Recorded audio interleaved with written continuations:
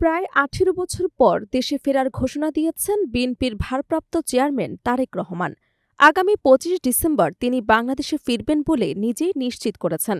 লন্ডনে যুক্তরাজ্যে বিএনপির আয়োজনে মহান বিজয় দিবস উপলক্ষে অনুষ্ঠিত আলোচনা সভায় প্রধান অতিথির বক্তব্যে এ ঘোষণা দেন তিনি। তারেক রহমান বলেন, প্রায় ১৮ বছর ধরে আপনাদের সঙ্গে বাইরে ছিলাম, কিন্তু ইনশাল্লাহ আগামী ২৫ ডিসেম্বর আমি দেশে ফিরে যাচ্ছি। তার এই ঘোষণার মাধ্যমে দেশের রাজনৈতিক অঙ্গনে দীর্ঘদিনের জল্পনা কল্পনার অবসান ঘটে।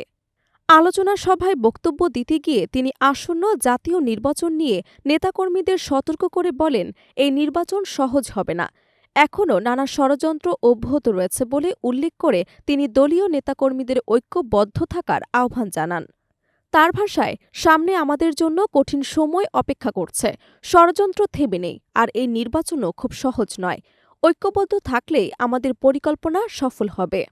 ১৯৭১, ১৯৭৫ এবং ৭ নভেম্বরের ঘটনাপ্রবাহের প্রসঙ্গ টেনে তারেক রহমান বলেন, যারা অতীতে ষড়যন্ত্র করেছিল তাদের তৎপরতা এখনও বন্ধ হয়নি।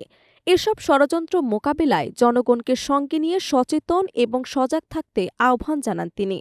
সভায় ফেব্রুয়ারিতে অনুষ্ঠেয় নির্বাচনে বিএনপির জয়ের ব্যাপারে আশাবাদ ব্যক্ত করেন তারেক রহমান।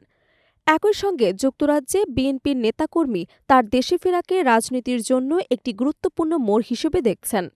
অনেক নেতাকর্মী আশা প্রকাশ করেন, তারেক রহমান দেশে ফিরলে রাজনৈতিক পরিস্থিতিতে ইতিবাচক পরিবর্তন আসবে। এদিকে বিএনপির চেয়ারপারসন খালেদা জিয়া শারীরিক নানা জটিলতা নিয়ে বর্তমানে রাজধানীর এভারকেয়ার হাসপাতালে চিকিৎসাধীন। এমন প্রেক্ষাপটে তারেক রহমানের দেশে ফেরা বিএনপির জন্য অত্যন্ত তাৎপর্যপূর্ণ বলে মনে করছেন রাজনৈতিক বিশ্লেষকরা। উল্লেখ্য, গত ১২ ডিসেম্বর বিএনপির মহাসচিব মির্জা ফখরুল ইসলাম আলমগীরও তারেক রহমানের দেশে ফেরার বিষয়টি আনুষ্ঠানিকভাবে নিশ্চিত করেছিলেন। দীর্ঘ প্রবাস জীবনের অবসান ঘটিয়ে তার এই প্রত্যাবর্তন দেশের রাজনীতিতে নতুন গতির সঞ্চার করবে বলে ধারণা করা হচ্ছে।